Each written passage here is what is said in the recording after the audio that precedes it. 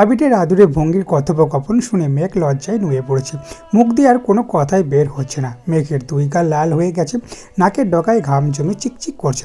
Audio কলে আর message মেঘের কথা রাজত্ব চলে, ভিডিও কলে আবিরের সাথে কথা বলতে মেঘের হিমশিম খেতে হয়। গত 1.5 বছরে আবির যতটা ভদ্র থাকার চেষ্টা করেছে, এই 2-3 মাসে ভদ্রতার সেই মুখও সরে গেছে। সব বিধি নিষেধ ভুলে মেঘকে আপন করার এক বিচিত্র প্রচেষ্টা চলছে। আবিরের অব্যক্ত দৃষ্টি সর্বক্ষণ কিছু ব্যক্ত করতে চায়, আর সেই আপচিতি দৃষ্টিতে মেঘ বারংবার ঘায়েল হয়। আবিরের সাথে যতবার কথা হয়, কল কাটার আগে মেঘের শেষ কথা থাকে, আই মিস ইউ। আবিরকে কিছু বলার সুযোগ না দিয়েই কল কাটে। প্রতিবার মেঘের এমন কর্মকাণ্ড নিঃশব্দে হাসা ছাড়া আবিরের আর কিছুই করার থাকে না। রাত 11টার দিকে তানভীর বন্যার নাম্বারে কল দিল। আজ প্রথম কলটাই রিসিভ হলো। বন্যা মৃদু স্বরে বলল, আসসালামু আলাইকুম। ওয়ালাইকুম আসসালাম। জ্বর কমেছে? ওষুধ খেয়েছো? জি, আপনি খেয়েছেন? না। বন্যা উদ্বিগ্ন কণ্ঠে বলে উঠল, এত রাত হয়ে গেছে, এখনো খাননি কেন? একটা কাজে শহরের বাইরে আসছিলাম। অনেক রাত হয়ে গেছে, তেমন দোকানপাটও খোলা নেই। 2-1টা খোলা আছে, কিন্তু খাবারের তেমন মান ভালো না, তাই খেতে ইচ্ছে করেনি। সারা রাত না খেয়ে থাকবেন? তুমি হঠাৎ আমার খাবার নিয়ে এত চিন্তা করছো কেন? ঘটনা কি? আমার সামান্য জ্বর থেকেই আপনি সন্ধ্যায় যেভাবে ডাক্তার দেখাতে উতলা হয়ে গিয়েছিলেন, তখন কি আমি কিছু বলেছি? এটাকে সামান্য জ্বর বলে না বন্যা। 103-104 ডিগ্রি জ্বর কখনোই স্বাভাবিক না। তার থেকেও বড় কথা, এত জ্বর নিয়ে তুমি ঘুরতে বের হলে কোন বিবেকে? এই তোমার ম্যাচিউরিটি? আমি কখন বললাম আমি ম্যাচিওর? তাছাড়া আজ না বের হলে হয়তো জীবনের সেরা মুহূর্তটা মিস করতাম। মানে কিসের সেরা মুহূর্ত? তেমন কিছু না, তবে অনেক কিছু। বনুর মতো তুমিও শুরু করো না প্লিজ। এমনিতে কিছু খাইনি, মাথা ঘুরছে। তোমার কথা শুনে মনে হচ্ছে এখনই বেহুশ হয়ে যাব। কি হয়েছে বলো প্লিজ। বন্যা ফিসফিস করে বলল। আপু আসছে, বাই। বন্যা কল কেটে দিয়েছে। তানভীর থম মেরে বসে আছে। একটু পর আবিরকে মেসেজ দিল। খানিক বাদেই আবিরের কল আসছে। রিসিভ করতেই আবির বলল, তোকে আমি একটা কাজ দিয়েছিলাম, তা না করে এত রাতে কার সঙ্গে কথা বলছিস? তানভীর স্বাভাবিক কণ্ঠে বলল, বন্যার সাথে কথা বলছিলাম, আর তোমার কাজ শেষ করেই কথা বলছি। আমি তো তোমার মতো না যে সব কাজ ফেলে বউয়ের সঙ্গে প্রেম করতে লেগে যাব। দূর, বেশি কিছু বলতেও পারি না, কারণ বোনটাও তো আমারই। আবির ঠাট্টা স্বরে শোধালো, এত রেগে আছিস কেন? কি হয়েছে ভাই? রেগে থাকবো না, একটা গুরুত্বপূর্ণ বিষয় নিয়ে আলোচনায় বসছি। সব কিছু ফাইনাল। তোমার সিদ্ধান্ত নেওয়ার জন্য জাস্ট কল দিয়েছি। 2 মিনিটের আলাপ, সেখানে তুমি আমার কল তো রিসিভ করলেই না, উল্টো আমায় ব্লক করে দিলে। এখন আবার আমায় বলতে আসছো আমি কাজ ফেলে কার সঙ্গে কথা বলি? বাহ ভাই। আবির স্বভাবসুলভ গম্ভীর কণ্ঠে বলল, প্রেমের সময় যারা বাগড়া দেয় তারা মানুষরূপী আগাছা, বুঝলি? আমি আগাছা হলে তুমিও আগাছা। আমার প্রেমের সময় তুমিও ব্যাগড়া দিয়েছো। একদম না। আমি একবার কল দিয়ে ওয়েটিং পেয়ে সঙ্গে সঙ্গে কল কেটে দিয়েছি। আর আমি একটা কল দিইনি, তুই কথা শেষ করে মেসেজ দিয়েছিস, তারপর আমি কল দিয়েছি। আর তুই? আমি বারবার কল কেটে দিয়েছিলাম, তারপরও তুই কল দিয়ে যাচ্ছিলি, তাই না? হয়েছে হয়েছে, আমি মানছি আমি আগাছা। শুধু তুমি না, সবার জীবনেরই আগাছা আমি। বেকুবের মতো এক মেয়ের প্রেমের প্রস্তাবে রাজি হয়ে বাসার সবার চোখে আগাছা হয়েছি। এই মেয়ের জন্য নিজের পড়াশোনা ধ্বংস করেছি। রাজনীতির নামে মুখোশধারী মানুষের সাথে প্রতিনিয়ত বাগদন্ডিতায় জড়াচ্ছি। এখন একজনকে মন থেকে ভালোবাসি, কিন্তু তার জীবনেও আমি ভিলেন পদে আছি। আহারে, আগাছাময় জীবন আমার। আবির মোলায়েম কণ্ঠে বেশ কিছুক্ষণ বোঝানোর চেষ্টা করল। তানভীরের সভাপতি নির্বাচনের 1 বছর কেটে গেছে। 3 বছরের কমিটি এই 1 বছরই তছনছ হয়ে গেছে। কমিটির সদস্যদের ঐক্যবদ্ধ জোট ভেঙে আরও 3-4 মাস আগে। সহসভাপতি, যুগ্ম সাধারণ সম্পাদক আর সাংগঠনিক সম্পাদকদের একের পর এক দণ্ড প্রতিনিধিতে হিমশিম খাচ্ছে তানভীর। স্থানীয় নেতাসহ এমপি মন্ত্রীরাও সমস্যা সমাধান করতে পারছে না। মিটিংয়ে সব মেনে নিলেও সুযোগে একজন আরেকজনকে মাথা ফাটাতে ব্যস্ত। তানভীরের সঙ্গে কারো পার্সোনাল শত্রুতা নেই ঠিকই, কিন্তু চোখের সামনে নীতিবিরোধ কর্মকাণ্ড সহ্য করতেও পারছে না। সেই সঙ্গে বন্যাকে নিয়ে আছে তার শুধু চিন্তাভাবনা। বোনার পরিবারে বোনার বাবা সরকারি চাকরিজীবী, বড় বোনও তাই। এমনকি বোনার আত্মীয় স্বজন বেশিরভাগই সরকারি চাকরিজীবী। বোনার আপুর জন্য সরকারি চাকরিজীবী ছেলে খোঁজা হচ্ছে, সেখানে বন্যা তার বোনের থেকেও বেশি ব্রিলিয়েন্ট, দেখতে শুনতে মাশাআল্লাহ। তাই স্বাভাবিকভাবেই বলা যায় বন্যাকে বিয়ে করার জন্য তানভীরকে বিন্দুমাত্র যোগ্যও নেই। বন্যাদের বংশের কেউ কখনো রাজনীতি করেনি, সেখানে তানভীরদের বাসায় স্বয়ং আলী আহমেদ খান এককালে এলাকার সুপরিচিত রাজনীতিবিদ ছিলেন। গ্রামের বাড়িতে এখনও অনেক ওনাকেই নেতা হিসেবেই চেনেন। পারিবারিক ও ব্যক্তিগত শত্রুতার কারণে একসময় রাজনীতি ছেড়ে গ্রামের সাথে সম্পর্ক ছিন্ন করে ঢাকায় চলে আসেন। হয়তোবা বাবার রক্ত টানে কলেজ জীবনে আবিরও টুকটাক রাজনীতি জড়িয়েছিল, তবে পুরোপুরি জানার আগেই কলেজের এক স্যার আবিরকে বুঝিয়ে রাজনীতির চিন্তা ছাড়ে পড়াশোনার প্রতি মনোযোগ করেন। আব্বু তার স্যারের কথা মেনে আবিরও রাজনীতি নিয়ে তেমন ভাবেনি, কিন্তু তানভীর আবিরের মতো না। ওই মেয়ের কারণে বাসায় যখন ঝামেলা হয়েছিল তখন 2-3 নেতা আলী আহমেদ খান ও মোজাম্মেল খানকে বাজে কথা বলেছিলেন। সেখান থেকেই তানভীর ভেতরে জেদ কাজ করে আর সে রাজনীতি করার সিদ্ধান্ত নেয়। রাজনীতি করতে না দিলে পড়াশোনা করবে না বলে হুমকি পর্যন্ত দিয়েছিল। তখন বয়স কম ছিল আর তানভীর এতটাই জেদি ছিল যে আবিরও তাকে মানাতে পারেনি। তাই বাধ্য হয়ে তানভীরকে বেশ কিছু শর্ত দিয়ে আবির রাজি হয়েছিল। কয়েক বছরই তানভীরের মন উঠে গেছে। একদিনে কথায় কথায় মেঘের মুখে শুনেছে বন্যার রাজনীতি একদম পছন্দ না। তাই ইদানিং তানভীরের মাথায় ভূত চেপেছে, সে রাজনীতি ছেড়ে পড়াশোনা করবে, চাকরি নিয়ে বন্যাকে বিয়ে করবে। একটা সময় তানভীরের রাজনীতির জন্য আবিরকে প্রচুর বকা খেতে হয়েছে, তবে এখন সবাই মোটামুটি স্বাভাবিক। তানভীরকে নিয়েও কারো কোনো মাথা ব্যথা নেই। অথচ তানভীর হুট করে সিদ্ধান্ত নিয়েছে সে এই অমর্যাদিত রাজনীতি আর করবে না, যেখানে এক কমিটির অন্তর্ভুক্ত সদস্যরা নৈতিকতা ভুলে একে অপরের সঙ্গে দাঙ্গায় জড়াতে পারে, সেই নোংরা রাজনীতিতে তানভীর থাকবে না। এমপি তানভীরের সঙ্গে কথা বলে বোঝানোর চেষ্টা করেছেন, কিন্তু সে তার জেদ থেকে এক চুলও নড়বে না। আবিরকে কল দেওয়ায় আবিরও নীরব কণ্ঠে বলেছিল, আমার ভাই যা বলবে তাই হবে। আমি আমার ভাইকে খুব ভালোবাসি। ও যখন যা চেয়েছে আমি তাই দিয়েছি ওকে। ও রাজনীতি করতে চেয়েছে, আমি তাতেও সাপোর্ট করেছি। আর এখন সে যে সিদ্ধান্ত নিয়েছে তাতেও সাপোর্ট করব, কারণ আমি আমার ভাইকে কারোর প্রতি প্রতিহিংসার আগুনে চলতে দেখতে পারবো না। অতি সামান্য একটা বিষয় নিয়ে কমিটিতে যে দ্বন্দ্ব সৃষ্টি হয়েছে তার প্রভাব যে আমার ভাইয়ের ওপর পড়বে না তার কি গ্যারান্টি আছে? আজ নয়তো কাল যে কেউ আমার ভাইয়ের উপর অ্যাটাক করবে না তার কি কোনো নিশ্চয়তা আছে?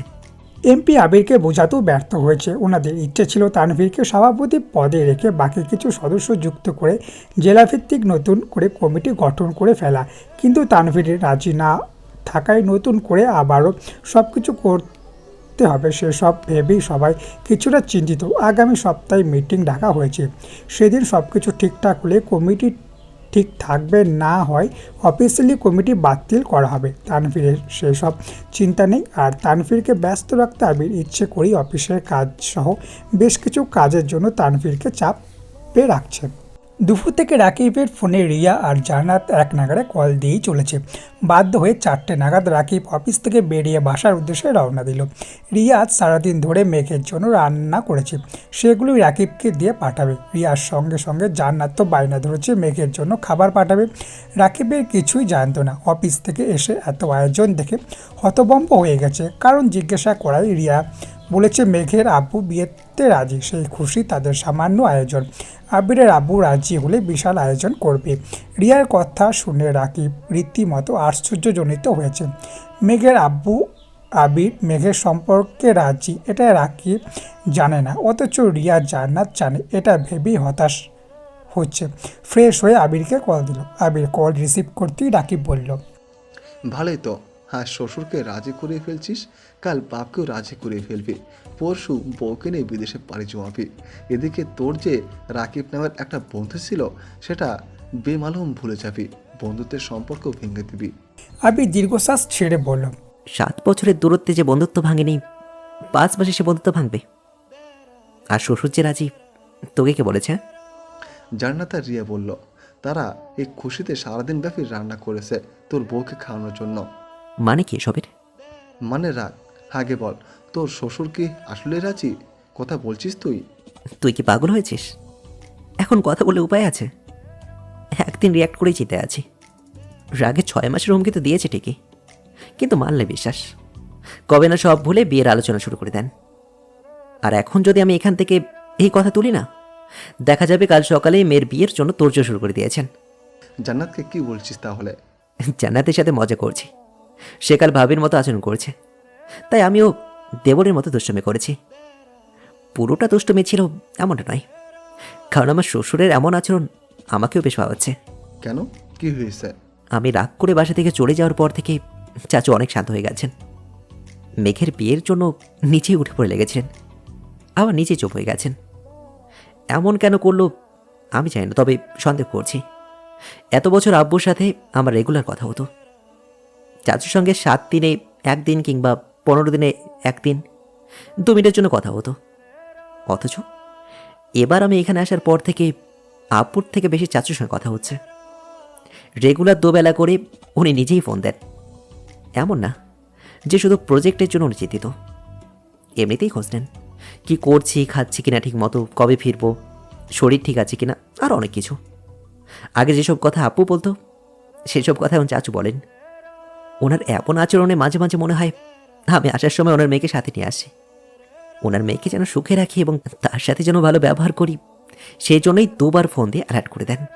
ভালোই তো, উনি রাজি থাকলে তোর টেনশনই করতে হবে না। আবির কণ্ঠে দ্বিগুণ ভারী করে বলতে শুরু করলো। ভাই, ওনাকে আমি বিন্দুমাত্র বিশ্বাস করি না। হতেও পারে 6 মাসের হুমকির জন্য এখন কিছুটা শান্ত আছেন। শুনেছি আব্বুর সঙ্গে নাকি ঝামেলা হয়েছে, তার জন্য হয়তো কিছুদিন চুপচাপ আছেন। যতদিন না বাসরটা করতে পারছি না, ততদিন পর্যন্ত আমি কাউকে বিশ্বাস করি না। বাসর রাতের পর দিন বলতে পারবো আমার শ্বশুর আমাকে মেনে নিয়েছে কিনা। রাকিব মুখ ফুলিয়ে শ্বাস ছেড়ে বলল। রিয়া আর জান্নাত যে খুশির ঠেলায় এত কিছু রান্না করলো, এখন কি আমি খেয়ে ফেলবো সব? সোজা আমাদের বাসায় নিতে আসবি। আমার বইয়ের ভাগ থেকে একটা কিছু কমলে না তোর কপালে শনি আছে। রাকিব মুচকি হেসে বলল। তুই এখনো আগের মতোই আছিস। মেঘকে নিয়ে সামান্য একটু মজা করলেও যেভাবে রিয়েক্ট করিস আমার ভয়ই হয়। যেদিন বাসায় মেঘের কথা বলবি সেদিন ঠিক কি হবে? কি আর হবে, আপুরা উল্টাপাল্টা করলে মেঘের হাতটা ধরে সোজা বাসা থেকে বেরিয়ে যাব। বুঝতে পেরেছিস? মেঘ যেতে না চাইলে করে নিয়ে চলে যাব। এটাই তো চাই, মেঘকে নিয়ে সোজা আমাদের বাসায় চলে আসিস। আচ্ছা, সেটা পরে দেখা যাবে। এখন রাখছি, হ্যাঁ, বেরোতে হবে। আচ্ছা ঠিক আছে। রাকিব আর আরিফ খাবার নিয়ে একসঙ্গে মেঘেদের বাসার উদ্দেশ্যে রওনা দিল। গেটের ভেতর খোলা জায়গায় মিম আর আদি ক্রিকেট খেলছিল। মেঘও ততক্ষণে সেখানেই ছিল, কেবলই ভেতরে গেছে। আদি বোলিং করছে আর মিম ব্যাটিং করছে। রাকিবদের হাতে সব খাবার। ভেতরে ঢুকে আদিদের খেলতে দেখে তাড়াতাড়ি চলে গেছে। পেছনে ছিল আরিফ। গেটের ভেতরে পা রাখতেই বল এসে ঠাস করে ঠোঁটের উপরে লেগেছে। একটুর জন্য নাকটা বেঁচে গেছে। আরিফ ব্যথায় আর্তনাদ করে উঠল। মিম মাথা চক্কর দিয়ে উঠেছে। এইদিকে মিম ব্যাট ফেলে দৌড়। আদি কী করবে বুঝতে না পেরে মেঘকে ডাকতে ছুটল। আরিফ চোখে অন্ধকার দেখছে, ব্যথা সহ্য করতে না পেরে সেখানেই বসে পড়েছে। রাকিব ভেতর থেকে আরিফকে 2 বার ডেকেছে, কিন্তু মালিয়া খানের সাথে কথা বলায় ব্যস্ত হয়ে যাওয়ায় বেরিয়ে এসে দেখতে পারেনি। আদি মেঘকে বলতেই মেঘ ছুটে এসে আসছে। ততক্ষণে আরিফ কিছুটা স্বাভাবিক হয়েছে, কিন্তু দাঁত আর মাটিতে চাপা খাওয়ায় রক্ত বের হচ্ছে। মেঘ দৌড়ে এসে আরিফকে তুলে সাপ্লাইয়ের কাছে নিয়ে গেছে। চোখে মুখে পানি দিয়ে আরিফকে ভেতরে নিয়ে গেছে। মেঘ ফ্রিজ থেকে বরফ বের করে ঠোঁটের উপর লাগাচ্ছে। কিছুক্ষণের মধ্যে জায়গাটা ফুলে গেছে। মিম বেশ কিছুক্ষণ পর নিচে আসে, শীতল চোখে আরিফের দিকে তাকিয়ে আছে। অন্য সময় ইচ্ছাকৃত ব্যথা দিল। মিম আজ ইচ্ছা করেই কিছু করেনি। মিম ভেবেছিল রাকিব ভাইয়া একা এসেছেন, তাই রাকিব ভেতরে চলে যাওয়ায় আবার খেলতে শুরু করেছিল। মিম আর আদি চুপচাপ মাথা নিচু করে দাঁড়িয়ে আছে। রাকিব আরিফের পাশে সোফায় বসে আছে। আলী আহমেদ খান বাসায় ফিরে আরিফের অবস্থা দেখে চিন্তিত স্বরে জানতে চাইলেন, কি হয়েছে তোমার? আরিফ সত্যি কথা বলতে গিয়েও থেমে গেল। মিমের শীতল চোখ দুটো আর অসহায়ের মতো চাহনি দেখে আরিফ আস্তে করে বলল, এমন কিছু না বড় মামা। আলী আহমেদ খান ভারী কণ্ঠে বললেন। বসো, আমি আসছি।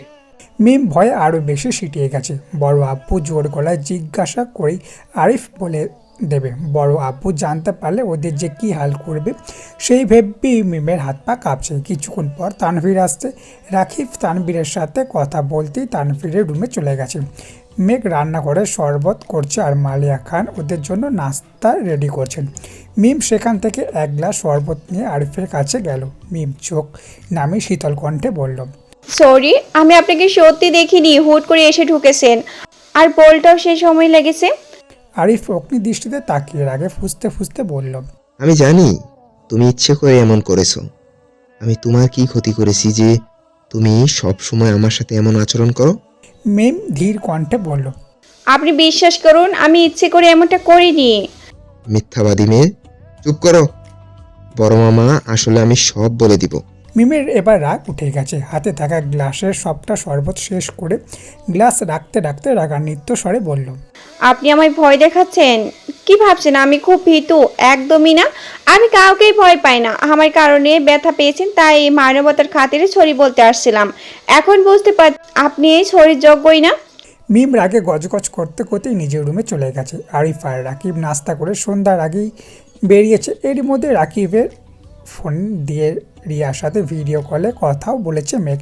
সন্ধ্যার পর আবিরকে একটা ছেলের ছবি পাঠিয়ে মেঘ মেসেজ দিয়েছে। ছেলেটা কেমন? ভালো। কে? মেঘ পরপর একটা বিয়ের কার্ডের ছবি পাঠিয়েছে। মেসেজ দিল, আগামী শুক্রবার বিয়ের দাওয়াত রইল, চলে আসবেন। মানে কার বিয়ে? মেঘ মুচকি হেসে লিখল। আমার। মার্ডার করে ফেলবো।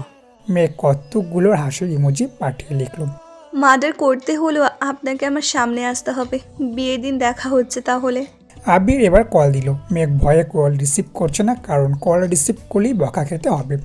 3 বারের মাথায় বাধ্য হয়ে কল রিসিভ করলো। আবির রাগান্বিত কণ্ঠে জিজ্ঞাসা করলো, ছেলেটাকে?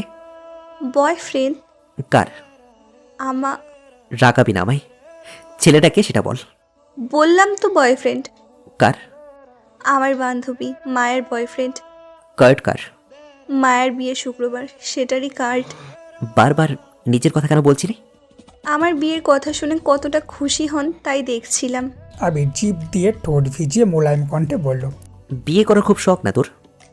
হ্যাঁ, অনেক ইচ্ছে। বিয়ে করলে সাজতে পারবো, ছবি তুলতে পারবো, অনেকগুলো শাড়ি পাবো, ড্রেস হবে, কত কত গিফট পাবো। সবগুলো নিয়ে পালায় যাব। মানে কোথায় পালাবি? মেঘ ফিস ফিস করে বলল, আমি তো বিয়ে করব শুধু গিফটগুলোর জন্য। যা যা পাবো সব নিয়ে নিরুদ্দেশ হয়ে যাব। বা, আপনার চিন্তা ভাবনা অসাধারণ। টাকা পাঠাচ্ছি, বিয়ে শপিং করতে করতে রুম ভরে ফেলুন। তবুও মানুষের গিফটের আশায় বসে থাকেন না।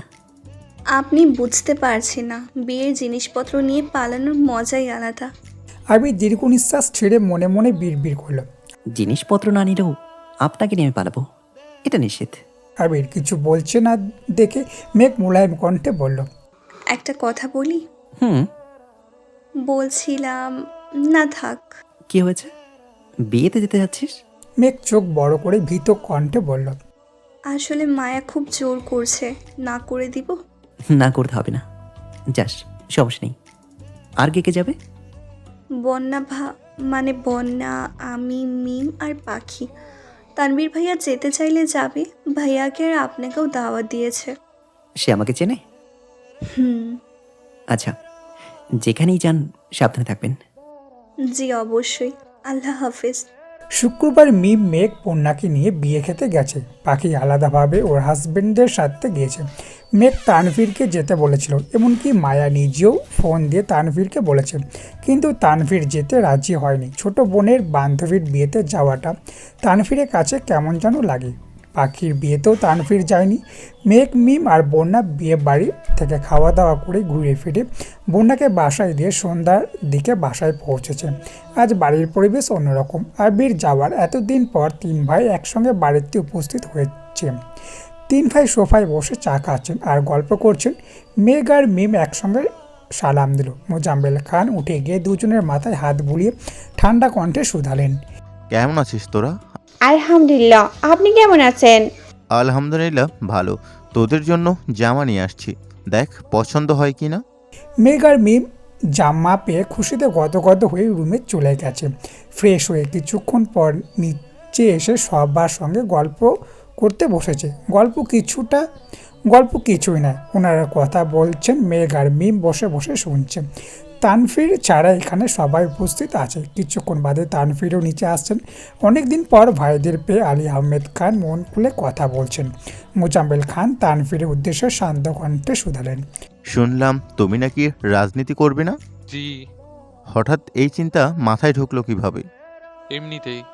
মোজাম্মেল খান এবার হুঙ্কার দিয়ে উঠলেন, লক্ষ্য স্থির না করলে জীবনে কিছুই করতে পারবে না।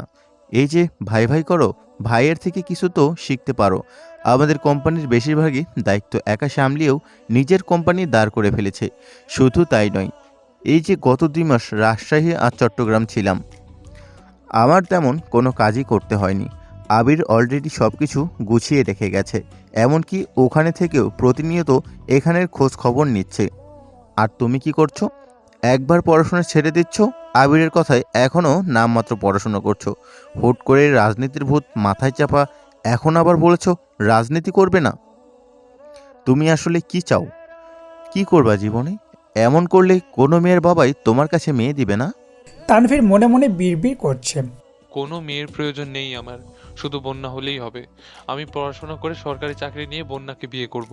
কিন্তু মুখ ফুটে কিছুই বলতে পারল না। মোজাম্মেল খান গম্ভীর কণ্ঠে বললেন, যদি কিছু করতে না পারো, কাল থেকে আমাদের অফিসে যেও। বাবা চাচার ব্যবসা যেহেতু আছে, সেটাই হাল ধরো। আব্বুর কথা বলার ধরন মেঘের একদম সুবিধার লাগছে না। মেঘ তানভীরকে এক পলক দেখে নিল। তানভীর মাথা নিচু করে চুপচাপ দাঁড়িয়ে আছে। বড় আব্বুর সামনে কথা বলার স্বভাব আবির তানভীর কারোই নেই। মেঘ কপর রাগী স্বরে বলল, ভাইয়া অফিসে যাবে না, পড়াশোনা করে চাকরি নিবে। মোজাম্মেল খান মেকি স্বরে বলেন, তোমার ভাই করবে চাকরি? মেঘের মন খারাপ হয়ে গেছে। তানভীরের দিকে তাকিয়ে আছে। নিজের উপর কনফিডেন্স নিয়ে বন্যাকে প্রপোজ করেছে মেঘ। বন্যার ইচ্ছা অনিচ্ছা সবটাই মেঘ জানে। বন্যার আব্বু স্ট্রং মেন্টালিটির মানুষ। উনি যদি একবার মন স্থির করেন চাকরিজীবী ছাড়া মেয়ে বিয়ে দেবে না, তাহলে আর কোনো দিনই ওনাকে রাজি করানো সম্ভব হবে না। তাই আগে থেকেই ভাইকে প্রস্তুতি করতে হবে। মেঘ তানভীরের দিকে তাকিয়ে কাঁদো কাঁদো কণ্ঠে বলল, ভাইয়া চাকরিই করবে, ভাইয়াকে কেউ কিছু বলবে না। ভাইয়া ব্যবসা করবে না, চাকরিই করবে। তানভীর বিস্ময় চোখে মেঘের দিকে চেয়ে আছে। মেঘ ফোপাতে ফোপাতে রুমে চলে গেছে। মনের বিরুদ্ধে কিচ্ছু ঘটলি অভিমানী মেঘের বুক খুঁড়ে কান্না আসে। মোজাম্মেল খান তানভীরের দিকে তাকিয়ে রাগী স্বরে বললেন, তোমাকে নিয়ে তোমার থেকেও বেশি কনফিডেন্স, অথচ তুমি কি দাম দিচ্ছ? আবির নিজের কারণে আজ পর্যন্ত যতবার কাঠগড়ায় দাঁড়িয়েছে, তার থেকে কয়েক হাজার গুণ বেশি তোমার জন্য দাঁড়িয়েছে। আমার এইটুকু মেয়েটা পর্যন্ত তোমার জন্য কান্না করছে। তুমি কি এগুলো বোঝো?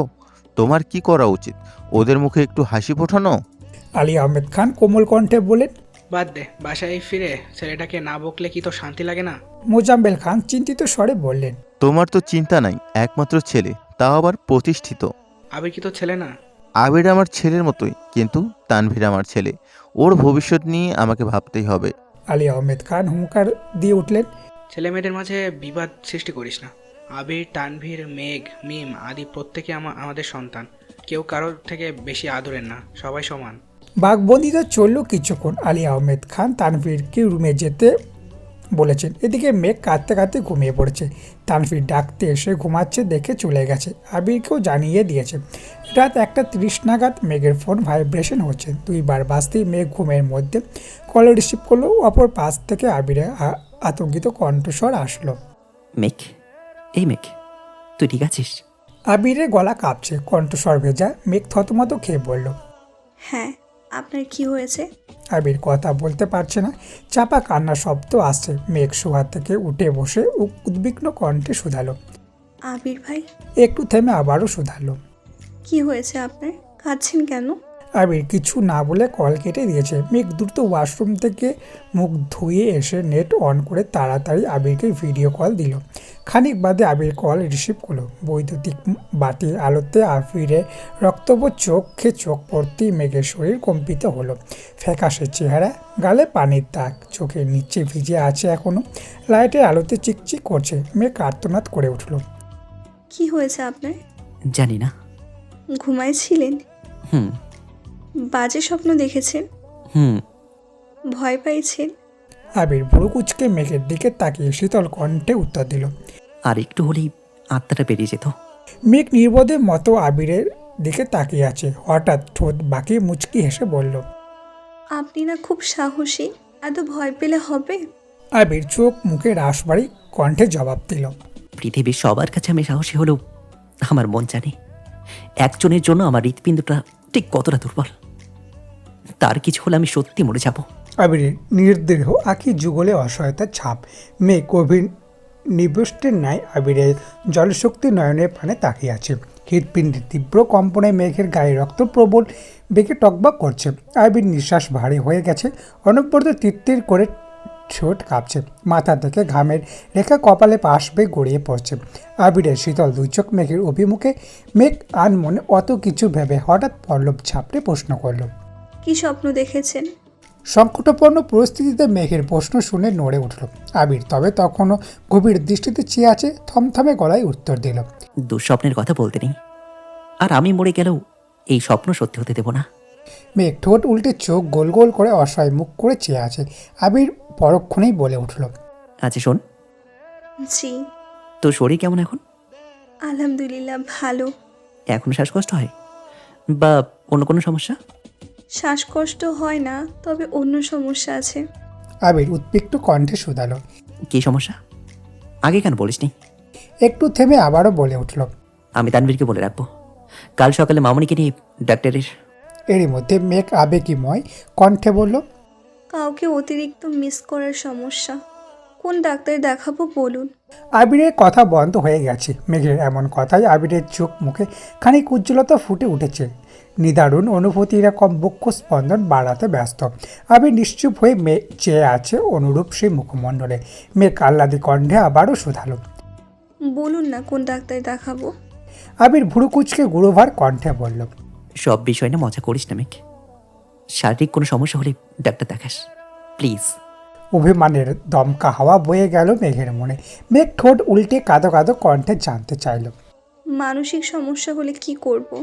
তোর মানসিক সমস্যা শোনার জন্য তো আমি আছি, এই ডাক্তার চলবে না? মেঘ ফিক করে হেসে বলল। আপনি ডাক্তার, সার্টিফিকেটটা দেখাবেন প্লিজ। আবির চোখ সরু করে বলে উঠল। সার্টিফিকেটটা না হয় দেশে ফিরেই দেখালাম। টুকটাক কথা চলল কিছুক্ষণ। আবিরে মন ভালো করতে অল্প স্বল্প দুষ্টুমিও করেছে মেঘ, কিন্তু আবিরে মন ভালো হওয়ার বিন্দুমাত্র লক্ষণ পরিলক্ষিত হচ্ছে না। এদিকে রাত গভীর হচ্ছে, ঘুমে মেঘের চোখ বন্ধ হয়ে আসছে। মেঘ নিজের প্রতি খুব ক্ষুদ্র হয়েছে। আবির আজ খুব মনোযোগী। মেঘ যা জিজ্ঞাসা করছে সবেতেই তার আদর মাখা উত্তর রেডি। এই অপরূপ মুহূর্তে রেখে ঘুমানোর বিন্দু মাত্র ইচ্ছে নেই মেঘে, কিন্তু চোখ যেন মেঘের ইচ্ছেকে পাত্তা দিচ্ছে না। আবিরের কথার মাঝে ঘুমের আবেশ বারবার চোখ বন্ধ হয়ে যাচ্ছে। বিষয়টা খেয়াল করে আবির অত্যন্ত নমনীয় স্বরে জিজ্ঞাসা করল। ঘুম পাচ্ছে? মেঘ চোখ বড় বড় করে তাকিয়ে জবাব দিল। কই না তো। আবির মলিন হেসে বলল। জোর করে কথা বলতে হবে না, আমি পালিয়ে যাচ্ছি না, ঘুমান। ঘুম চলে গেছে। কে চলে গেছে কে যায়নি সেটা পরে দেখছি। আপাতত কলটা কেটে ফোনটা পাশে রেখে চোখটা বন্ধ করুন। মেঘ আটকে উঠে চাইল আবিরের অভিমুখে। হৃৎপিণ্ড ছুটছে দিক বেড়ে দিক। হৃৎপিণ্ডের পিটি পিটি শব্দ বেরিয়ে চলেছে। কল না কেটে কথাটা যেন মস্তিষ্কে ঘুরপাক খাচ্ছে। মেঘ থমথমে কণ্ঠে বলল। কল না কাটলে ঘুম আসবে না। আবির গুরুভার কণ্ঠে জানালো। সেটা আমি বুঝবো, এখন যা বলছি তাই করুন। আবির ক্ষিপ্ত নয়ন জোড়া দেখে মেঘ ঠোক দিলে বালিশের পাশে ফোন হেলান দিয়ে রেখে গায়ে পাতলা কাঁথা জড়িয়ে শুয়ে পড়েছে। মেঘ মুখ ফুলিয়ে শ্বাস ছেড়ে শীতল কণ্ঠে বলল। কল কাটবেন কখন? আমার লজ্জা লাগছে। আবির নিরুদ্যম কণ্ঠের জবাব। লজ্জা লাগছে যেহেতু চোখটা বন্ধ করে রাখ। বেশরমের মতো তাকিয়ে থাকতে কে বলেছে? মেঘ চোখ মুখ কুচকে কণ্ঠে ভারী করে বলল। আপনি এটা বলতে পারলেন? আবির গম্ভীর গলায় বলল। চোখ বন্ধ কর, আর একবার চোখ খুলে না, খবর আছে কিন্তু। মেঘ চোখ বন্ধ করে কাটকাট গলায় জানালো। আপনি কিন্তু নিজ দায়িত্বে কল কেটে দিবেন। আবিরের আর কোনো জবাব পেল না। বৈদ্যুতিক বাতির আলোতে আলোকিত রুমের ফ্যানের বাতাস মেঘের চুলগুলো অনবরত উঠছে। আবির অবাক লোচনে সেই দৃশ্য দেখতে ব্যস্ত। মেঘের মুখের প্রতিটি পশম সূক্ষ্ম নেত্রে পরোক্ষ করছে আবির। মেঘের ফর্সা কপালে নিকোষ কালো তিলটা খুব বেশি আকৃষ্ট করেছে। আবিরের হৃদয় কেঁপে উঠেছে, শরীর জুড়ে অজানা শিহরণ। কিছু সময়ের মধ্যে মেঘ নিঃশ্বাসের শব্দ জোরালো হলো। রাত 2:17 মেঘ গভীর ঘুমে নিমগ্ন। আবির ফোনের অপর পাশ থেকে গভীর মনোযোগ দিয়ে তার প্রেয়সীকে দেখতে ব্যস্ত। ভোরের মৃদু আলোর আর বৈদ্যুতিক বাতির আলোতে মেঘের রুম ঝলমল করছে, চোখে আলো লাগছে। মেঘ ঘুমের মধ্যেই ভুরু কুঁচকে নড়ে উঠল, কপালে হাত রেখে চোখ ঢাকার চেষ্টা করলো, কিন্তু পারল না। দীপ্ত আলোর চিত্তদাহে বিরক্তি হয়ে কপালে কয়েক স্তর ভাঁজ ফেলে অল্প বিস্তার চোখ মিলল মেঘ। ঘুম ঘুম চোখের কোণে ফোন নড়ে ওঠে, কারো অবয়ে ভেসে উঠল। মেঘ তৎক্ষণাৎ ঘাড় কাত করে স্পষ্ট চোখে তাকালো সেই দিকে। সঙ্গে সঙ্গে মেঘের সমস্ত শরীর শিহরণ উঠল। বালিশে হাত রেখে তার উপর মাথা রেখে আবির নির্ঘৃণ দৃষ্টিতে মেঘের দিকে চেয়ে আছে। ঠোঁটে লেগে আছে মায়াবী হাসি। আবিরে উস্কুস্কু চুল, গাল ভর্তি চাপা দাড়ি আর নেশাক্ত দৃষ্টি দেখে শোভিত পুরুষের সুপ্রসূত আদলে মোহ ডুবে আছে। আবির ভাঙা ভাঙা কণ্ঠে বলল, গুড মর্নিং স্প্যারো। আবিরের ভাঙা ভাঙা কণ্ঠস্বর কানে বাজতেই দুর্বোধ্য আবেশ চোখ বন্ধ করে ফেলল মেঘ। এই দৃষ্টি কণ্ঠস্বর মেঘের অন্ত আত্রা পর্যন্ত কেঁপে উঠেছে। চোখ খুলে রাখার বিন্দু পরিমাণ শক্তি অবশিষ্ট নেই। আবির তখনও নিষ্পলক চোখে তাকিয়ে আছে। আবির একগাল হেসে শান্ত কণ্ঠে শুধালো, ঘুম ভালো হয়নি? আমি সেই পর্দা টেনে দেবো? মেঘ এবার সর্বশক্তির দেশ সাফ তাকে উদ্বিগ্ন কণ্ঠে শুধালো, আপনি কি সারা রাত ঘুমাননি? না, কেন? ঘুম আসছিল না। মেঘ কণ্ঠে খাত নামে কাবা কাবা গলায় জিজ্ঞাসা করলো, কল কাটতে বলছিলাম, কাটেননি কেন? কলটা কাটতে ইচ্ছে করেনি, তাই কাটেনি। মেঘ ভুরু কুঁচকে প্রশ্ন করলো, অফিস নেই? আছে। মেঘ সময় দেখে পুনরায় শক্ত কণ্ঠে বলল, সময় হয়ে যাচ্ছে, উঠছেন না কেন এখনো? যেতে ইচ্ছে করছে না। আবির নিরুদ্বেগ কণ্ঠের এক একটা উত্তর শুনে মেঘ আশ্চর্য বনে যাচ্ছে। যে মানুষটার প্রতিদিন গুরুগম্ভীর, অনুভূতিহীন আর নিষ্ঠুর ভেবে এসেছে, সেই আবির্ভাবের আকস্মিক পরিবর্তন মেঘের মনে বিশাল প্রভাব ফেলেছে। মেঘ রাশভারী কণ্ঠে শুধালো, সমস্যা কি আপনার? আবির মুচকি হেসে উত্তর দিল, বহুত সমস্যা, এদের কোনো সমাধানও নেই। নিজের অজান্তি মেঘের ঠোঁট জুড়ে ললিত হাসি ফুটল। লজ্জায় লাল হওয়া দুই গাল চিকচিক করছে। মেঘ শক্ত কণ্ঠে বলল, থাক ভাই, বুঝছি আপনার সমস্যা। প্লিজ এখন উঠে অফিসে যান। আমি তোর ভাই। ভাই না তো কি?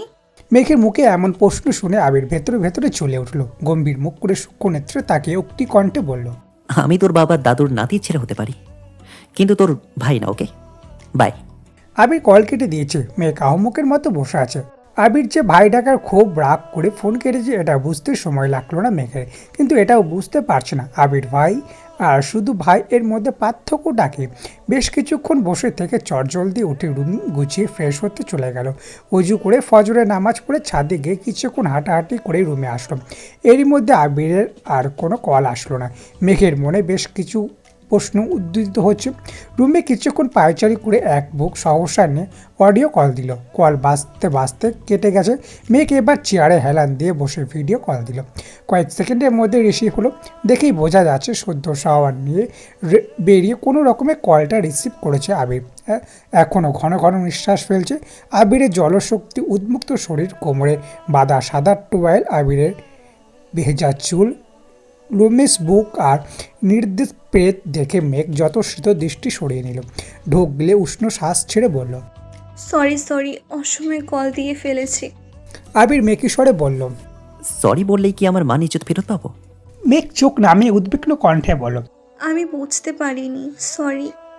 আবির মুচকি হেসে অন্য একটা টাওয়েল দিয়ে মাথা মুছতে মুছতে বলল, তোর পাগলি, এসব কোনো ব্যাপার না। তাছাড়া আমি আপনার কলের অপেক্ষাতেই ছিলাম। কেন? আজ প্রজেক্টের ফাইনাল মিটিং, তো কি পড়ে যাব বুঝতে পারছিলাম না। আবার রাগও করেছি, তাই নিজে থেকে কলও করতে পারছিলাম না। মেঘ লাজ্জুক হেসে বলল, আপনি এমন ঢং করার কথা কোথা থেকে শিখেছেন? আপনার থেকে শিখেছি। মেঘ ভেঙচি কাটলো। আবির মুচকি এসে 2-3টা শার্ট ফোনের সামনে ধরে চিন্তিত স্বরে জিজ্ঞাসা করলো, কোনটা পরবো? মেঘ কয়েক সেকেন্ডের একটি শার্ট সিলেক্ট করে দিল। আবির 10-15 মিনিটের মধ্যে একদম ইন করে শার্ট পরে, ব্লেজার টাই সঙ্গে শু জুতো পরে সম্পূর্ণ রেডি হয়ে গেছে। ফোন থেকে খানিকটা দূরে সরে দাঁড়িয়ে উঁচু গলায় জিজ্ঞাসা করলো, কেমন লাগছে? মেঘ আপাতমস্তক দেখে মোলায়েম কণ্ঠে বলল, মাশাআল্লাহ, কিন্তু কিন্তু কি? How do I bite the pinky finger now? আমি এখন কনিষ্ঠ আঙুলে কিভাবে কামড় দেব? In a dream. Abir table থেকে সানগ্লাসটা নিয়ে চোখের সামনে শেষবারের মতো ফাইলগুলো দেখে নিচ্ছে। এদিকে সানগ্লাস চোখে দেওয়ায় মেঘ গুনগুন করে গান গাইতে শুরু করলো। কালো সানগ্লাসটায় কেন এত সুখ হে যুবক? আবির ফোন কাছে নিয়ে বলল, দৃষ্টিতে যেন সে রাসপুতিন। খুন হয়ে যায় আমি প্রতিদিন। এটা বলবেন না? মেঘ নিজের মাথায় গাঁটটা মেরে মুখ চেপে ধরেছে। আবির জিভ দিয়ে ঠোঁট ভিজিয়ে মলিন হেসে বলল, শুনলাম আপনি ইদানিং খুব গান করছেন। কই আমাকে তো শোনালেন না। মেঘ বিড়বিড় করে বলল, আপনার অফিস কখন? যান না কেন? যাবই তো, আগে কথা শেষ করি। আপনার সাথে আর কোনো কথা নেই। গুরুত্বপূর্ণ মিটিং থাকা সত্ত্বেও সারা রাত নির্ঘুম কাটিয়েছেন, এখন আবার ঢং করছেন। এদিকে আবু শুধু আমার ভাইয়ের দোষই দেখে, আপনার দোষ দেখে না। আপনি যে সারা রাত ঘুমানি, এটা কি ঠিক করেছেন? এর প্রভাব মিটিংয়ে পড়বে না? জি না ম্যাডাম, বরং আজকের মিটিংটাই বেস্ট হবে। আপনি শুধু দোয়া করবেন। মিটিং শেষ করে আমি কল দেব, ঠিক আছে? ফি আমানিল্লাহ, best of luck. Thank you. বিকেলের দিকে আবিরের সাথে কথা হয়েছে। আজকের মিটিং ঠিকঠাক মতো শেষ হয়েছে। এক সপ্তাহের মধ্যে প্রজেক্ট কমপ্লিট হয়ে যাবে। মোজাম্মেল খান আর আলী আহমেদ খান আবিরকে বাসায় ফিরতে বলেছেন, কিন্তু আবির বলেছে আরও 2 মাসের মতো সময় লাগবে। কারণ জিজ্ঞাসা করায় বিস্তারিত কিছুই বলেনি। এদিকে মেয়েকেও বেশ উদ্বিগ্ন। বন্যার সাথে আগে থেকে প্ল্যান করা ছিল আজ বিকেলে মেলায় যাবে।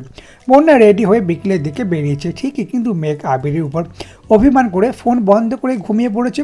বন্যা বেশ কয়েকবার কল দিয়েছে, বন্ধ পেয়ে একা একাই হাঁটছে। অন্য সময় হলে মেঘকে বাসা থেকে নিয়ে আসতো, কিন্তু ইদানিং মেঘেদের বাসায় যাওয়ার কথা মাথায় আসতেই লজ্জায় আড়ষ্ট হয়ে যায়। ঘণ্টাখানেক পর তানভীরে কল আসছে। অসময়ে তানভীর কল দেখে বন্যা খানিকটা অবাক হয়ে আশেপাশে তাকালো। কোথাও পরিচিত কাউকে নজরে পড়ছে না। ভয়ে ভয়ে কল রিসিভ করলো। তানভীর স্বাভাবিক কণ্ঠে বলল, একা একা ঘুরছো কেন? আপনার বোন আমাকে বাসা থেকে বের করে এখন ফোন বন্ধ করে ফেলেছে। তুমি আমাকে কল দিতে পারতা না? এত ইমার্জেন্সি ছিল না, তাই দেয়নি। কোথায় আছো বলো, আমি আসছি। আপনার আসতে হবে না। বলো। বন্যার জায়গার নাম বলতেই তানভীর বলল, আমি কাছেই আছি, 10 মিনিট অপেক্ষা করো। আজ থেকে 10 মিনিটের মধ্যেই তানভীর বাইক সমেত হাজির হলো। বন্যা তানভীরকে দেখে আস্তে করে বলল, আপনার আসার কোনো দরকার ছিল না, আমি এক্ষুনি চলে যেতাম। রেগে আছো? বন্যা শ্বাস ছেড়ে শান্ত কণ্ঠে বলল, না। বনু ঘুমাচ্ছে, তুমি বাসায় গেলে না কেন?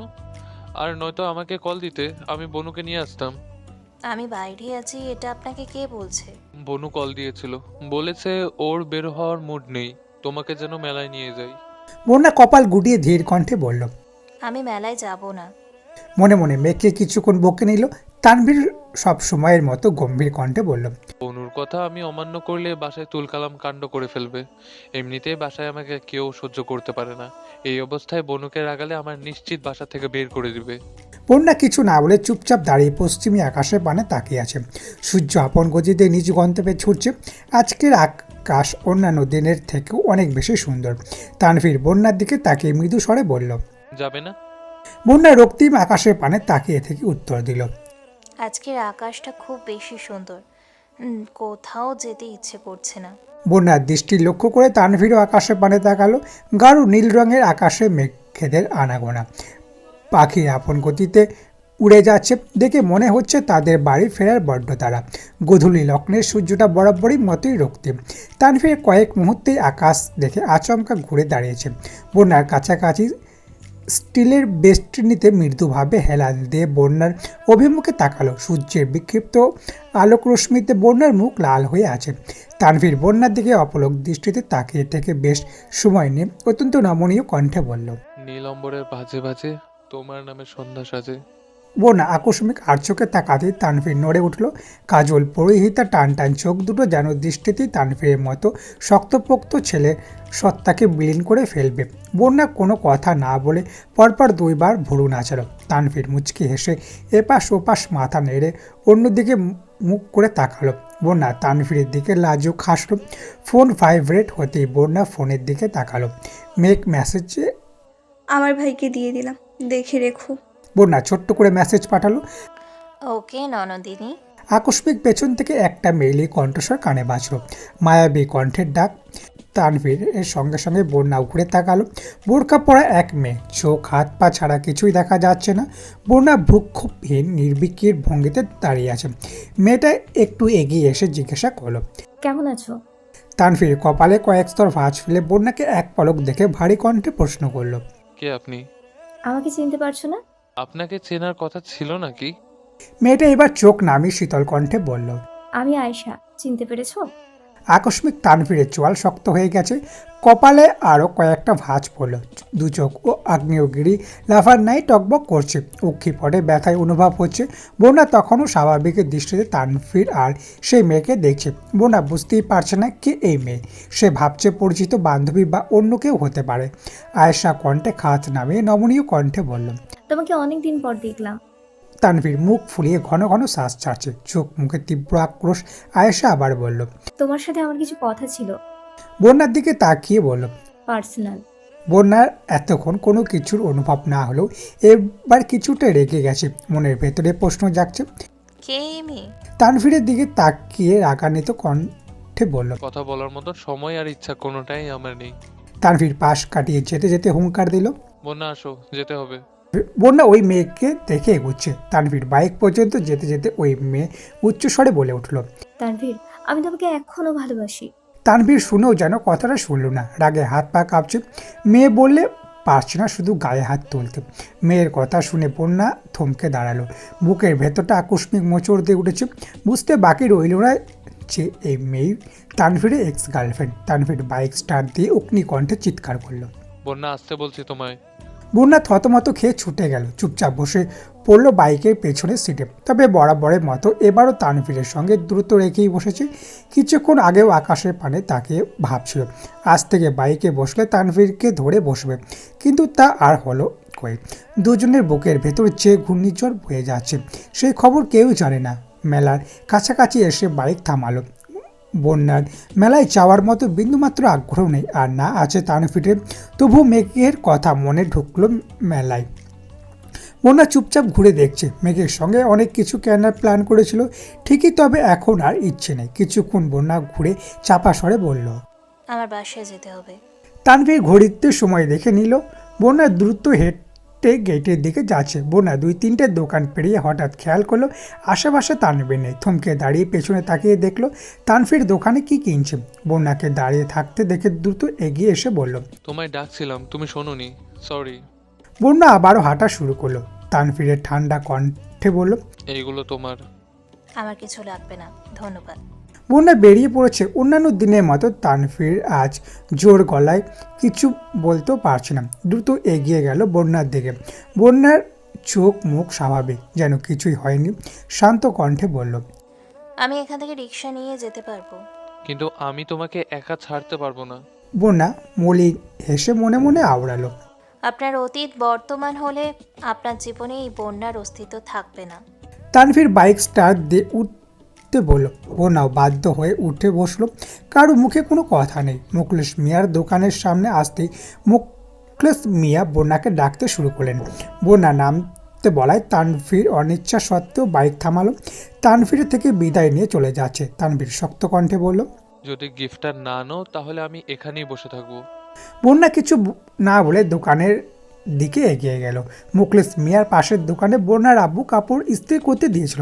এমার্জেন্সি কাজে ওনাকে এক জায়গায় যেতে হয়েছে, তাই ইস্ত্রি করে জামা কাপড় মুখলেস মিয়ার দোকানে রেখে গিয়েছে।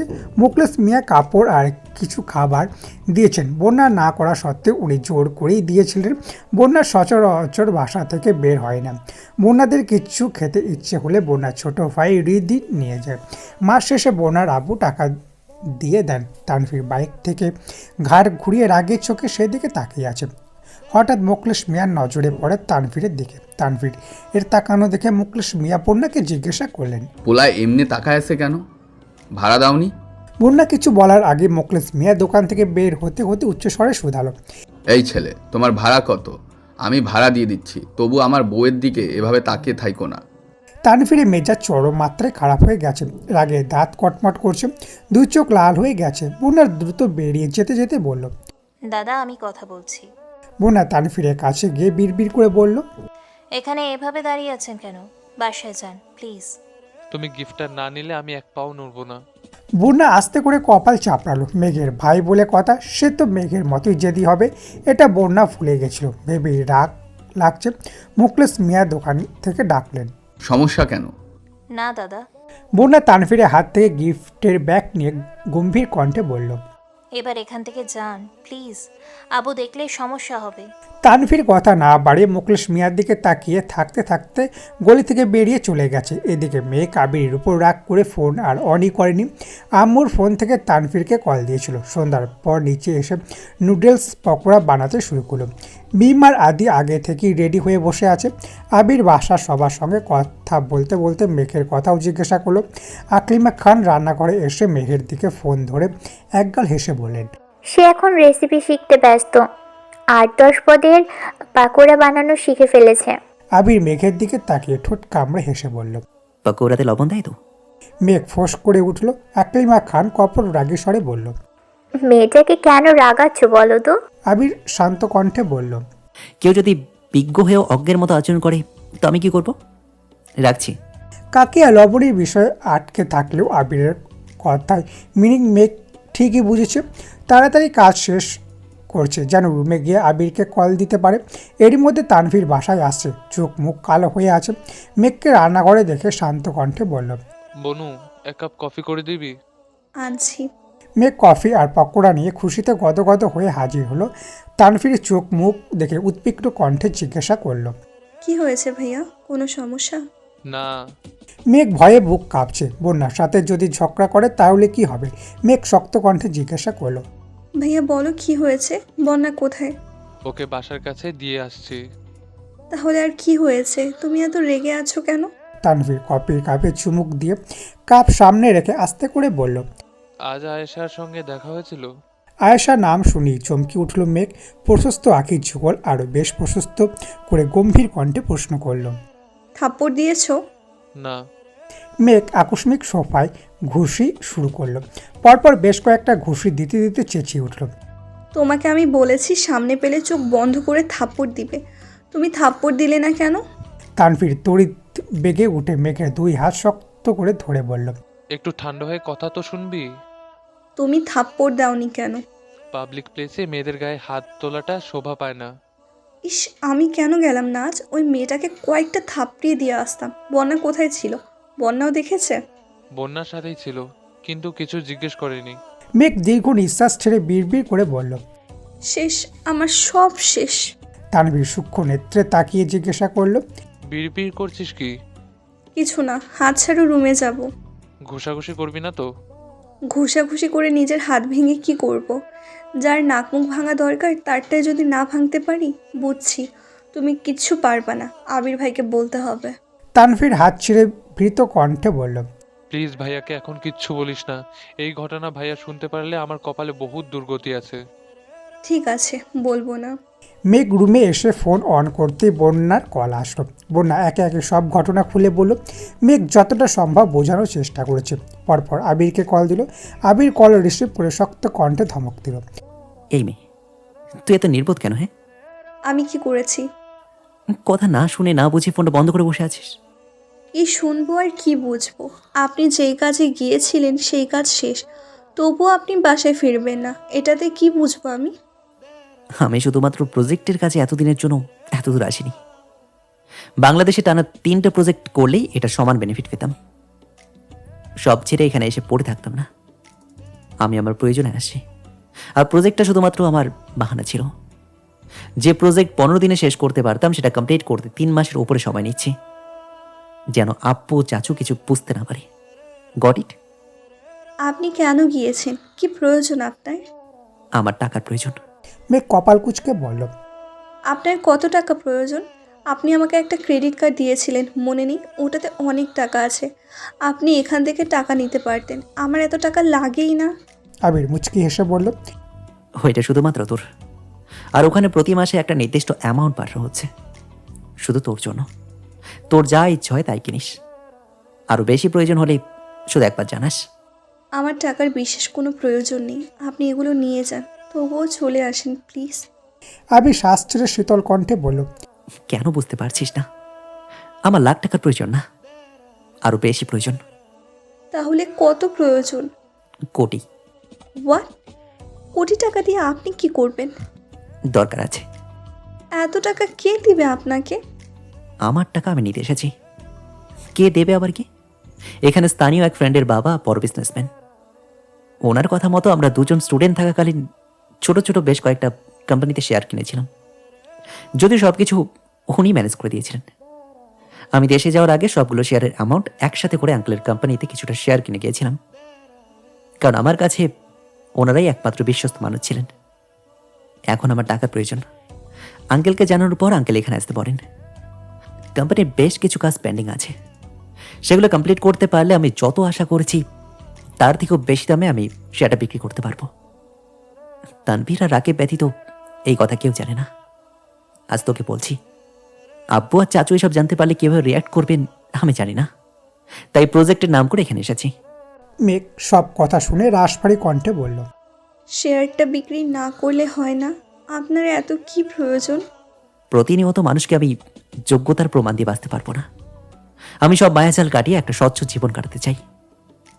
জীবন চালাতে ঠিক যতটা প্রয়োজন ততটা ইনকাম করতে পারলেই হবে। আমি শুধু মানসিক শান্তি চাই। মেঘ চুপ করে বসে আছে, কিছু বলার মতো শব্দ খুঁজে পাচ্ছে না। আবির মোলায়েম কণ্ঠে শুধালো, রাগ করেছিস? না, রাগ করব কেন? আপনি যা সিদ্ধান্ত নিয়েছেন তা অবশ্যই ভেবেচিন্তেই নিয়েছেন।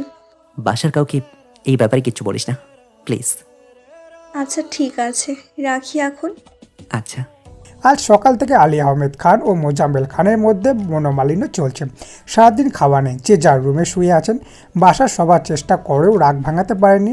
দুপুরে পরপর ফুপি, জান্নাত আপু, আইরিন আর আসিফ ভাইয়া আসছে। আজ ইচ্ছে করেই আরিফ আসেনি। প্রতিনিয়ত মিমের সাথে ঝগড়া করতে ভালো লাগে না তার। মেঘের ফুপি প্রথমেই মোজাম্মেল খানের রুমে গেলেন। মোজাম্মেল খান বোনকে দেখে শোয়া থেকে উঠে বসে ভারী কণ্ঠে বললেন, কেমন আছিস মা?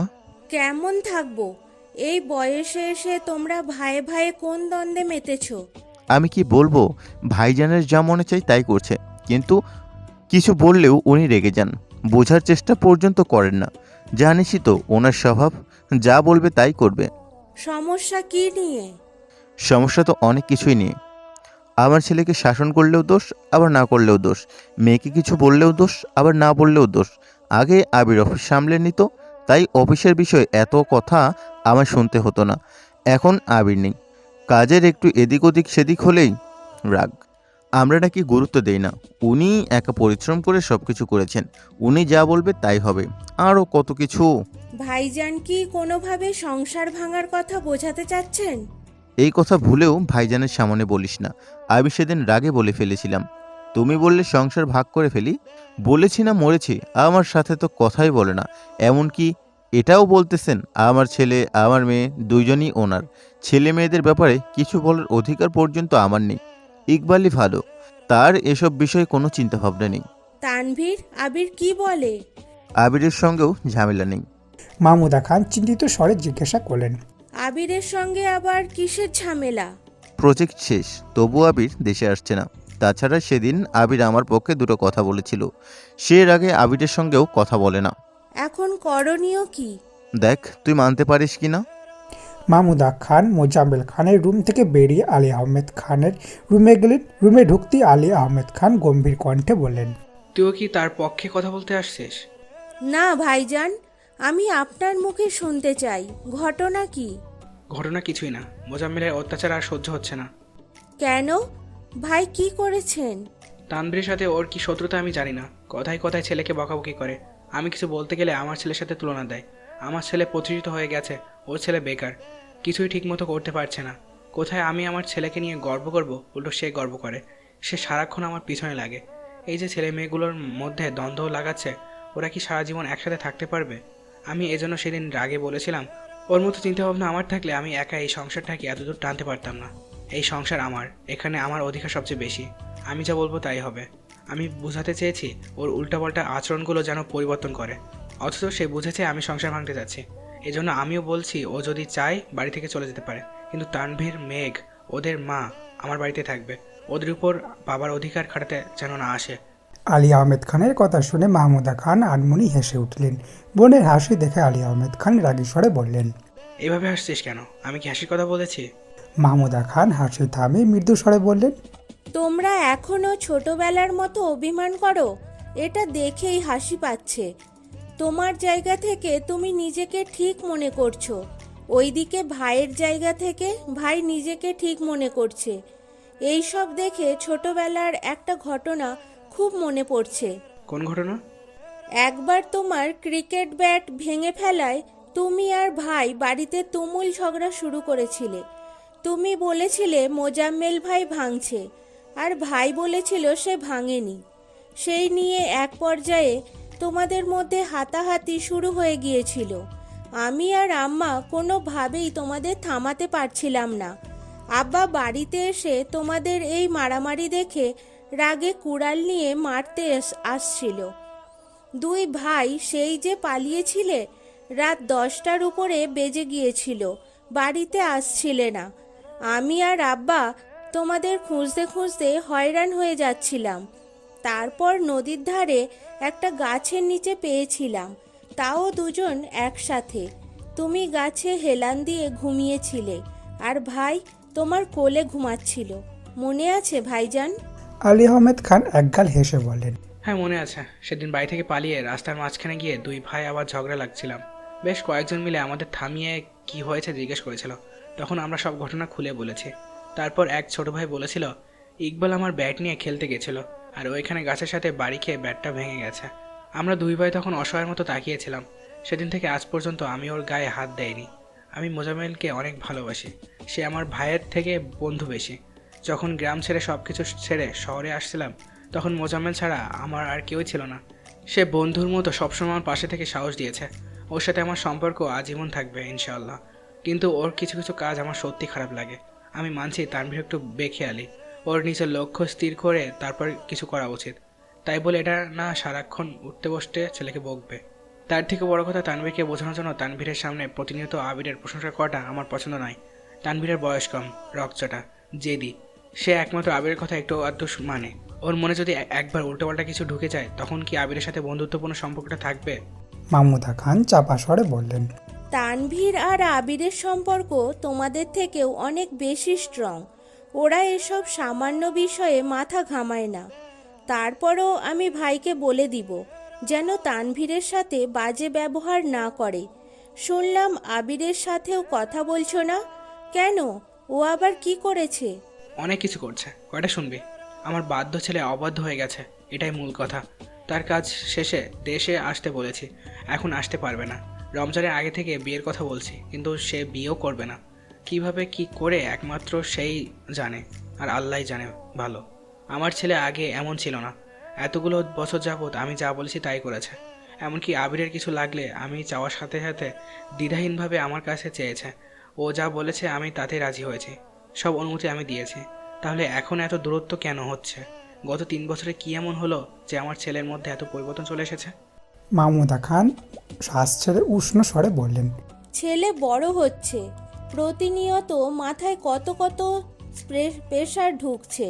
হয়তো আবেগের বশবর্তী হয়ে করা ভ্রান্তিগুলোর জন্য ভেতরে ভেতরে পুড়ছে। নিজেই নিজের বিবেকের সম্মুখীন হতে পারছে না। ভাইজান, এমনও হতে পারে আবির তোমাকে কিছু বলতে চায়। তুমি রাগারাগি না করে ওকে একটু সময় দিও। আবিরকে বোঝার চেষ্টা করো, ও কি বলতে চায় শোনো। আলী আহমেদ খান গুরুগম্ভীর কণ্ঠে বলে উঠলেন, আমার এখন আর কিছু শোনার নেই। অনেকবার তার মতামত জানতে চেয়েছি, ও কি চায় না চায় সব জানতে চেয়েছি। কোনো সমস্যা কি না তাও জানতে চেয়েছি। আমাকে কিছুই বলতে চায় না, সেটাও জিজ্ঞেস করেছি, এমনকি তার মাকে দিয়েও জিজ্ঞেস করিয়েছি। কিন্তু আবির প্রতিবার আমার কথা এড়িয়ে গেছে, ওর মাকে পর্যন্ত কিছু বলেনি।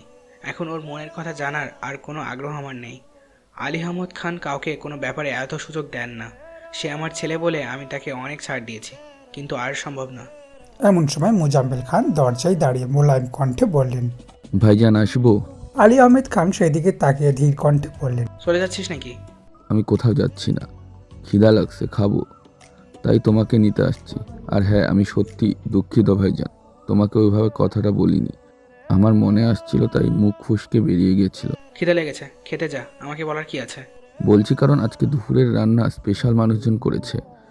আসিফের বউ আইরিন আর আমার মেয়ে তো আছেই। তোমাকে রেখে একা খেলে 10টা কথা শোনাবা, তার থেকে বরং তুমিই চলো। আলী আহমেদ খান হুঙ্কার দিয়ে উঠলেন। আমি যেতে পারি, তবে একটা শর্ত আছে। আজকে থেকে তানভীর, মেঘ দুজনের ব্যাপারে তুই আর কোনো সিদ্ধান্ত নিতে পারবি না। আমি যা বলবো, যেভাবে বলবো, কোনো দ্বিমত ছাড়াই মেনে নিতে হবে। বল রাজি? মোজাম্মেল খান একগাল হেসে বললেন। আমি রাজি, তোমার প্রতি আমার আঘাত আস্থা আছে।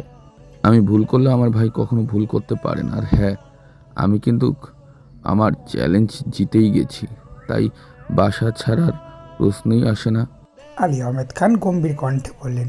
তুই জিতেছিস ঠিকই, তবে আমি হেরে যাইনি। কথাটা মাথায় রাখিস। এই বাড়িতে আমার কথাই শেষ কথা, এটা ভুলে যাস না। ঠিক আছে, তাড়াতাড়ি আসো। যা, আসছি। মাহমুদা খান দীর্ঘ মনোযোগ দিয়ে দুই ভাইয়ের কথোপকথন শুনছিল। মোজাম্মেল খান বেরিয়ে যেতেই প্রশ্ন করলেন। ভাই হার জিতের কথা বলছিল কেন?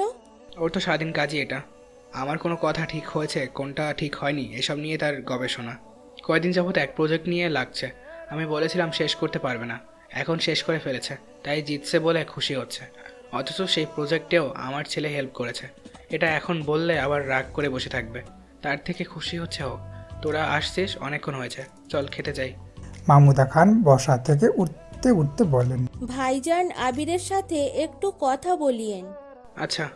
ইদানিং বন্যার মন ভীষণ খারাপ। তানভীরের ফোন রিসিভ করে না বেশ কিছুদিন হলো। তানভীর প্রায় এই বন্যাদের বাসার এদিকে আসে। দুই একদিন মুখলেস মিয়ার সাথে দেখা হয়েছে ঠিকই, কিন্তু বন্যার সাথে একদিনও দেখা হয়নি। তানভীরের ঘন ঘন যাতায়াত মুখলেস মিয়া ভালোই পর্যবেক্ষণ করেছেন। আজ বিকেলে মুখলেস মিয়া জোরপূর্বক তানভীরকে বাইক থামাতে বলেন। তানভীরও এক প্রকার বাধ্য হয়ে বাইক থামান। তানভীরকে নিয়ে কাছেই এক চায়ের দোকানে বসে জিজ্ঞাসা করলেন। এই পোলা, তুমি কি আমার বউকে পছন্দ করো? আচমকা মুখলেস মিয়ার এমন প্রশ্নে তানভীর কিছুটা ইতস্তত বোধ করে। দৃষ্টি মাটিতে নামিয়ে দীর্ঘশ্বাস ছেড়ল মুখলেস মিয়া আবারও বললেন। দেখো ভাই, বয়স আমার কম হচ্ছে না, চোখ দীক্ষা মানুষের মনের কথা বুঝতে পারি। সেদিন বন্যার সাথে তোমার দেখেই সন্দেহ হয়েছিল, আর ইদানিং তোমার এই গলিতে আসা যাওয়াটা নিশ্চিত হইয়া গেলাম। তানভীর এখনো চুপ করে বসে আছে, বলার মতো কিছুই নেই তার। মুখলেস মিয়া তানভীরের কাঁধে হাত রেখে শান্ত কণ্ঠে বললেন। পছন্দ করো ভালো কথা, কিন্তু শুধু বাইক চালাইয়া কি ঢাকা শহরে বউ পালতে পারবা? আর বন্যার আব্বা কিন্তু মোটরসাইকেলের ড্রাইভারের কাছে মেয়ে বিয়ে দিব না। সময় থাকতে ভাবো, আর নাইলে আমার বউরে ভুলে যাও। ভুলে যাওয়া শব্দটা যেন তানভীরের মস্তিষ্কে গুরুতরভাবে আঘাত করেছে। তানভীর কাঁধ থেকে হাত সরিয়ে বসা থেকে উঠে শক্ত হাতে চায়ের কাপ রাখতে রাখতে হুঙ্কার দিল। ভুইল্লা যাইতে পারবো না। প্রয়োজনে আপনার এই বন্যা বউকে ভাগাইয়া নিয়ে যাব। যেতে না চাইলে কিডন্যাপ করে নিয়ে যাব, তবু ভুলতে পারবো না। আর আপনি যদি উল্টাপাল্টা কথা বলেন, তাহলে আপনাকেও কিডন্যাপ করে পঞ্চাগড় পাঠিয়ে দেব। ওখানে 3 নম্বর বিয়ে করে সংসার কইরেন। তানভীর রাগে কটমট করতে করতে বাইকে উঠে গেছে। মুখলেস মিয়া হাসতে হাসতে বলেন। সাব্বাস বেটা, তেজ আছে ভালো।